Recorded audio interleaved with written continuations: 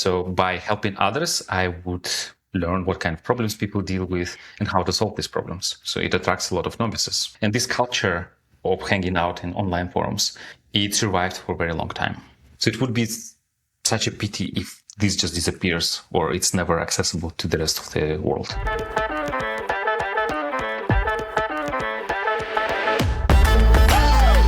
Hello, my name is Vincent Spruit and welcome to our podcast, Data and AI Talks, where we talk to very interesting people about data and AI.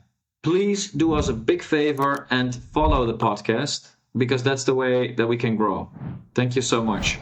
Today I invited Alexey Grigorev, founder of DataTalks.Club. It's a very similar name to our podcast, but so far it's a separate initiative. Welcome, Alexey, to our podcast today. How are you feeling? Thanks for inviting me. Hey, can you maybe give me a quick introduction of who you are and what you've been doing? So I actually started my career as a Java developer. So I was doing Java stuff for a few years, and then data science and machine learning as a thing appeared. So it was not known to me that this thing actually exists. So then I thought I want to do that. Because like back then, the work I was doing was pretty boring. So I needed to have more entertainment in my life. And I also wanted to use the skills, the mathematics that I studied at my university for work, right? So then I thought, okay, this is something for me. I enrolled into a master's program. I finished it. This is how I ended up in Berlin, by the way. And then I started working as a data scientist full time. It was during COVID. I started a thing called DataTalks.Club. Maybe some of you have heard about that. It's a community of people who like data. And for me, actually, communities were a very big part of my life and still are. So when I was a Java developer, when I just started my career as a Java developer, the first thing I did was signing up for a Java developer community, right? And then I would ask questions that I have, but more importantly, I would answer questions that people had there. And it helped me build my confidence, improve my skill sets, learn what kind of problems people have, deal with, and so on. Right? And I did the same thing when I became a data scientist. So before I started my first job as a data scientist, I enrolled into it was a Russian-speaking community, Open Data Science. And I tried to be active there, and it really helped my career. But then what I noticed over time that there is no such thing, similar thing in the global online space, in the English-speaking space. So there are like local communities, there are communities that focus on specific things like MLOps, for example, but there is no data community. And back then I was doing some career consultations. So people would reach out to me on LinkedIn saying, hey, I work as, data analyst or software engineer. I want to become a data scientist. Or I want to become, machine learning engineer. How do I go about that? So I would speak with these people. I would share my advice. But then I thought hey, how about getting all these people who reach out to me and putting them in one place? So instead of me helping each of them, they would help each other, right? And this is how it all started. And 3 years later, now it's a huge community with almost 40,000 members. So it's amazing, I answered more than you were hoping for, but I hope it was useful. No, that's a great introduction. Yeah, you already tackled half of my questions. Now, I of course have a lot more questions. Yes, we have a similar name, but you have been doing this longer time, and you have such a more impressive name, 40,000 people in your community. Can you tell me a little bit more about what it is that happens in this community? It's like a platform. How does it work? So the center of the community, there are many different things, many different activities. But the center of this is our Slack community. So Slack is basically a chat, right, with different channels. So we have a channel about data science, we have a channel about engineering, we have a channel about, recently we created a channel about product analytics, right? So you join this community and let's say you have a question about career, like, you want to get hired as machine learning engineer and you want people to have a look at your CV and evaluate it, right? So this is a pretty typical thing that people come and ask, right? So then there is a channel called Career Questions. You go there, you join this channel and you say, hey, look, this is my CV. I'm trying to land a job as a machine learning engineer. Help me figure out how can I improve my CV. Or this is a pet project, a portfolio project I was working on. What do you think about that, right? So things like that. So you find a specific channel, you ask your question, and then other community members help. That's the main idea. So like the main benefit of this place is that you can find like-minded people who also like data and specific aspects of data. And then you can ask for help, and you can also offer help. You can help other people. And I think I mentioned that for me, the biggest career boost was being part in these communities and actually helping people. So by helping others, I would learn what kind of problems people deal with and how to solve these problems. And this is what folks in our community do. So we help each other.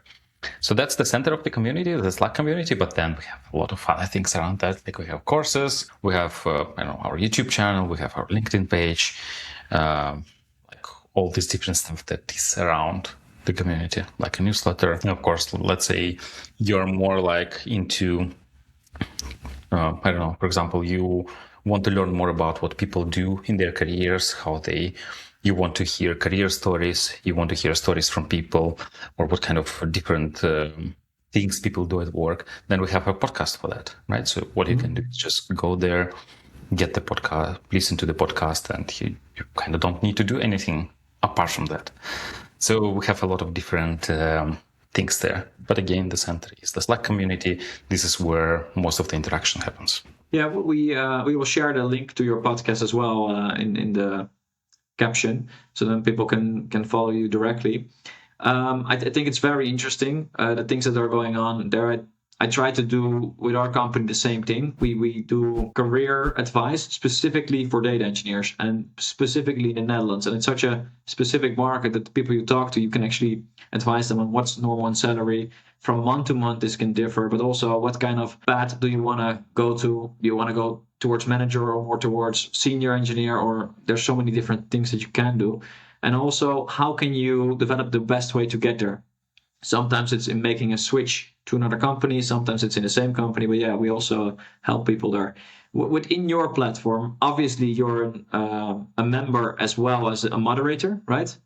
You also follow the conversations that are going on. What would you say, for example, in the data engineering community is one of the most popular topics right now?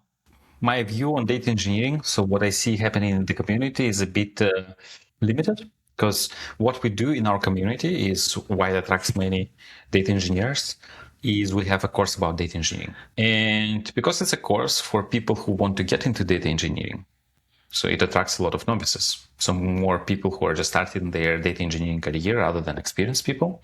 Experienced people join too to help and maybe refresh their knowledge. But what I see the topics that people discuss because of that is more like beginner level topics, like how do I set up dbt, how do I deal with this tool, more than like discussing a really in-depth topic of, I don't know, setting up data, or like discussing a data architecture for a particular setup. So I don't see these topics happening very often in our community, but we do have an engineering channel where sometimes topics like that are discussed, like, okay, there's a data diagram. Like, I think I want to use, I don't know, this component for this step, this component for this step. What do you think about this setup? It happens rarely, more often. So it's a best practices platform as well, for at least for starting problems. You can see how other people use it, but also do they give specific problems that organizations are facing, like specific challenges that data engineers struggle with? Yeah, I mean, the course we have is designed by data engineers. Well, Yeah. there are at least 2 instructors for data engineers. I'm also an instructor. I am not a data engineer, but as a data scientist, I had to wear many different hats, including the data engineering hat. Because like as a data scientist, I needed to build data preparation pipelines, which involved like tools like Spark and so on. So all of us instructors on this course, we had practical experience, and this practical experience comes from working in companies, right? So like we had seen when we were creating the course, we had seen many different use cases, right? And the course is kind of like a summary of all this experience. So yeah, it's like very practical. I think it can be a major help. I also think always people should have like a personal coach. It can help everybody, but I think also you should find a community of peers, people like you that can help you develop. The people you surround yourself with are usually I think the sum of the 5 people you hang out with the most is you, right? That's in salary, in education, in everything. If Yeah. you would describe those 40,000 members of yours in one persona, how would you describe it as one person? It's very difficult. Like this person is all over the place because we have many different things. But I would say we have multiple personas. Like one is somebody, since we have different courses, right? So there are people who are novices who want to get in data. And this would be like engineers who want to get in data. And then there are like specific branches of data, which is data engineering, which is machine learning engineering and MLOps, right? So we have people who are interested in ML engineering and data science. So data scientists, software engineers, machine learning engineers, data engineers also fall in this category, who want to go to learn more about machine learning, right? And we have another persona who are like already experienced ML engineers, data scientists, or software engineers who want to get into the operational part of machine learning. So they are more like middle and senior level. So they want to know how exactly they operationalize machine learning So projects. would you say it's more men than women, or would you say it's more younger people, maybe between 25, 35? Demographic wise, I think we have less than 10% females from last time I checked. I don't know how trustful this data is, but then this one, yeah. I mean, it's kind of, again, like there is YouTube, then there is Spotify, there is, I don't know, MailChimp, the platform used for sending the newsletter. All of them have some data about that. And like I had to collect it from all these different places and put it together somehow. But I would say it's like this person, one person is 90% male, like 15% of this person lives in the United States of America, and then I don't know, 12% lives in India, and then I think the next biggest part is in Germany, and then the rest is like long tail. And we have like a lot of people from the UK, from the Netherlands, from Russia, from Indonesia. Like, yeah, it's like the entire world. I don't think we have a lot of people from China though. They probably have their own communities. Yeah, probably like Russia as well, right? Because it is interesting for me. You said that the community there was so much bigger or more active a few years ago in the data community. Why do you think that is? I think so. I have a guess. I don't know how correct this guess is, but I remember. So when I started programming, when I just started coding, it was still school days, and I didn't have a proper access to the internet. I used Delphi, so this is a programming language, Delphi. And I was coding something, and then I needed help, right? And then I would press F1, right? And then like it would be this help window, and it was in English, right? I didn't invest enough time in learning English at school. So like, and for me, of course, I was speaking mostly Russian. I needed help, right? So there was this help in English. I couldn't make sense of this. Then like I had a bug, I needed to fix it. So then I went to online forums. I actually had to travel across the entire city to go to university. So then I would log in to internet, a forum, and then I ask like, hey, this thing does not work, and what's the reason, right? And then people would help. So I think it comes from there. So there were a lot of online forums for people, maybe because of like the language barrier or something like that. So we couldn't get like help immediately. So then I had to resort to online forums and people helping each other. And this culture of hanging out in online forums, it survived for a very long time, right? So then when I was a Java developer, I would again join online forum. With data science, it was already like Slack era. So I would join a Slack community. But I think it comes from these times when, because like lack of resources in Russian would lead to people talking to each other. And because we live all in different cities, how else we talk? Over the internet, right? I think back in that time, the F1 button wasn't so good. I remember it was very basic information. Even if you would have understood English, it didn't really help that much. I think right now, actually, it is becoming much smarter and better used. But still, if you have a very specific problem, usually these answers are pretty generic and it's hard to apply. And that's why I think this platform, it's much more focused around really specific individual problems as well, right? Yeah, but even though, let's say, like you Google your error and you find a piece of documentation from the official website, right? Again, it's in English. Good. Now people speak better English than before. So now we speak in English, but still, like, I think that was one of the contributing factor why, like, forums were quite popular in Russia, and why, like, maybe this thing got a lot of momentum back then, like this data science community, while I did not see anything similar in the English-speaking world.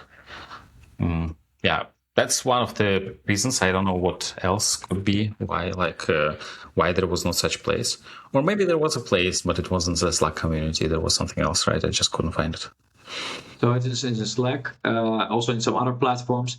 Is it also open, like open as in if you look in Google and you have a specific problem that you already discussed, would you be able to find it, or you have to? It's like a closed environment? Like, Slack is unfortunately a closed environment. So we try to bring out many things. So we have like articles, people create articles, our community members create articles. You can publish an article on our website based on something we discussed, right? Or some of the discussions, I actually wrote a script that can export these discussions and put them on the website. So for example, for quite some time, we had an event called Book of the Week. We rarely do them, but it's basically Ask Me Anything type of event where a book author comes to the Slack community and then people ask them questions about the book or the topic, right? So people come, ask questions, and then author maybe joins once per day, answers all these questions. And this happens like over the week, right? And there was a lot of useful information in these answers, right? So it would be such a pity if this just disappears or it's never accessible to the rest of the world. Yeah. So what we did, and I had a lot of fun doing that, is creating a script that gets a Slack dump with all these messages and puts the questions and the answers to our website. So yeah, there's that too, but mostly it's like a closed thing, sadly. But maybe it's more like a feature than a bug, I guess. But yeah, so now at least it's findable through your website. If you Google it and you have that, would be able. Okay, and how are people now able to join the platform? Yeah, so they go to our website, they fill in the form. So there is only one text field. You will see it immediately when you go to the website. You put your email, and then you receive an invite link to your email. And it's free? It's free, yeah. And it's free to share ideas. It's free to ask questions. Yeah. The more, the better. That's usually good. If there's a lot of activity, then people also will use it more. How would you say that the activity is in your platform? Is there any numbers that you have on it? Well, one of the things I see is the number of unanswered direct messages I have is like almost always over 30. So it's very active, especially when we start the course. Like I have a lot of messages coming towards me. You refresh every day. But I can actually check right now. I can see how many active people join the community. Online at the moment. Online? I don't think I know that. But what I can check is how many weekly active members and how many daily active members are there. Yeah, you need to have the data. Yeah. Our viewers are interested in data. So 2,500 weekly active members. That's good. Right now.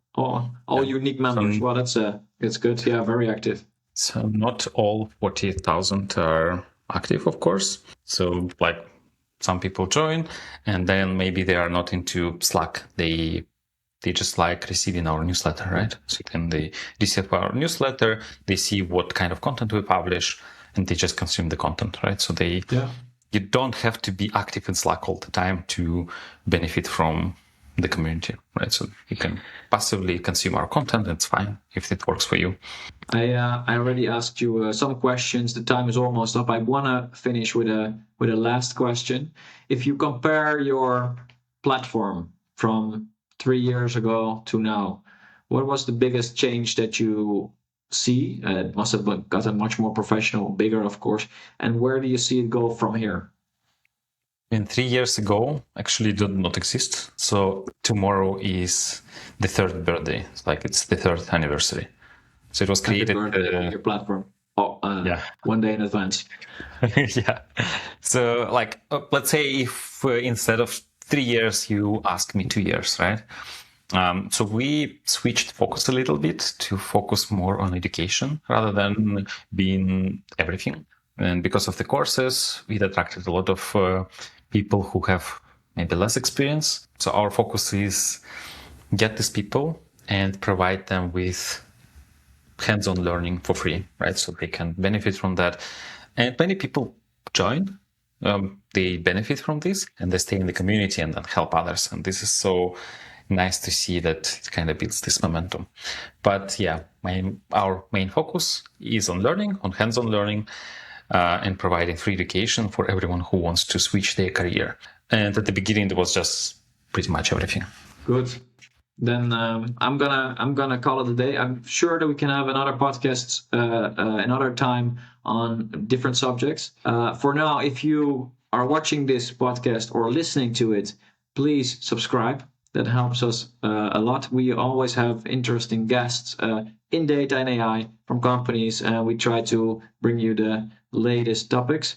Thank you so much, Alexey, and I will share your information. I will share your website, and I hope that by the end of the year, your numbers have doubled. Is there anything else you would like to share?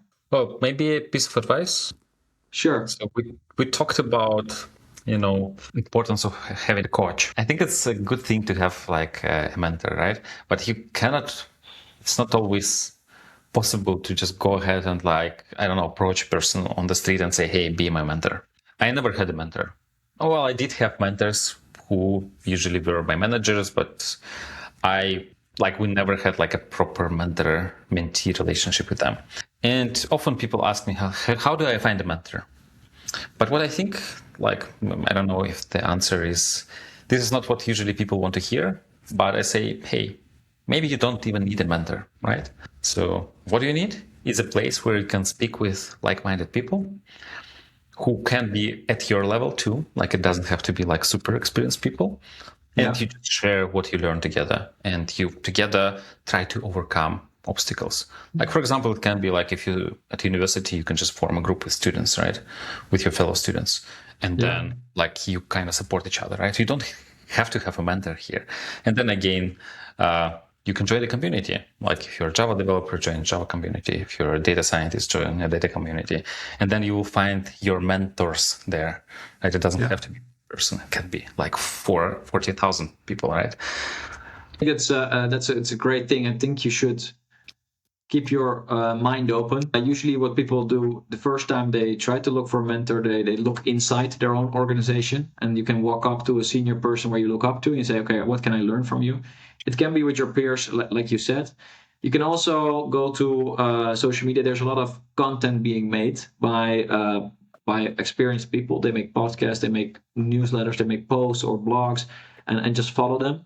I would advise everybody who is thinking about growing to at least put content out there, but just comment on things, read things, and think about it, ask questions. And the more you interact with people, the more information you get back. And that's, I think, the most important thing. And that's why I think also having a platform like yours is so great, because you just need something like that where you can share information, find like-minded people. And there's also a lot of offline events already being organized again after COVID, and that's also amazing. But it's not just one or the other. You should do everything and see what's working for you. And sometimes you don't have time for an offline event, and an online event can be great.